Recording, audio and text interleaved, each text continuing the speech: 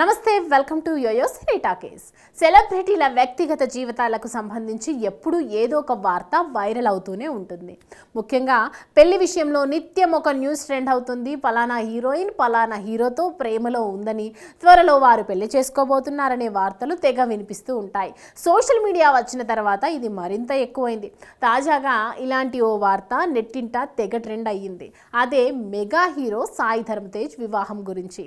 తేజ్ టాలీవుడ్కి చెందిన ఒక హీరోయిన్తో త్వరలోనే వివాహం చేసుకోబోతున్నాడని గత కొన్ని రోజులుగా వార్తలు వచ్చాయి. అయితే దీనిపై అటు ఆ హీరోయిన్ కానీ సాయి తేజ్ కానీ ఎలాంటి అధికారిక ప్రకటన చేయలేదు. అయితే తాజాగా ఈ విషయమై తేజ్ క్లారిటీ ఇచ్చాడు.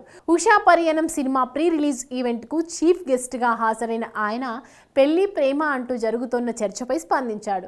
మీ లవ్ గురించి చెప్పండి అంటూ యాంకర్ అడగ్గా నాది వన్ సైడ్ లవ్ అంటూ అటు నుంచి ఎలాంటి స్పందన లేదంటూ తేజ్ నవ్వుతూ సమాధానం ఇచ్చాడు.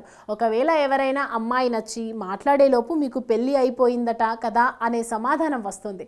నాకు పెళ్ళా అని నేను ఆశ్చర్యపోతే మీడియాలో చూసామంటున్నారని చెప్పుకొచ్చాడు. ఇలా పెళ్లి గురించి సమాధానాన్ని దాటివేశాడు. అయితే మొన్నటి వరకు జరిగిన ప్రచారంలో ఎలాంటి నిజం లేదని అర్థం అన్నమాట. కాగా పవన్ కళ్యాణ్ ఇటీవలి అసెంబ్లీ ఎన్నికల్లో విజయం సాధించడంపై స్పందించిన తేజ్ తన చిన్ననాటి జ్ఞాపకాన్ని పంచుకున్నాడు.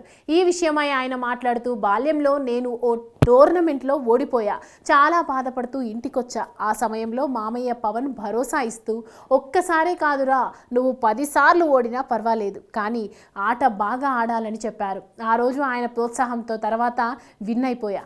నేను గెలిచిన రోజు ఆయన ఎలా ఆనందించారో ఆయన గెలుపును నేను అలా ఎంజాయ్ చేశానని తేజ్ చెప్పుకొచ్చాడు. Hi, hello. మెస్మరైజ్ చేసే మూవీ ముచ్చట్లు, రిలీజ్ అయిన వెంటనే రివ్యూస్, మీ అభిమాన తారల రియల్ స్టోరీస్, సినిమా సమాచారం ఏదైనా క్షణాల్లో మీ చెంతకు. మరింకెందుకు ఆలస్యం, యోయో సినీ టాకీస్ ని సబ్స్క్రైబ్ చేసుకోండి. హలో హలో నోటిఫికేషన్ కోసం గంట కొట్టడం అస్సలు మర్చిపోకండి.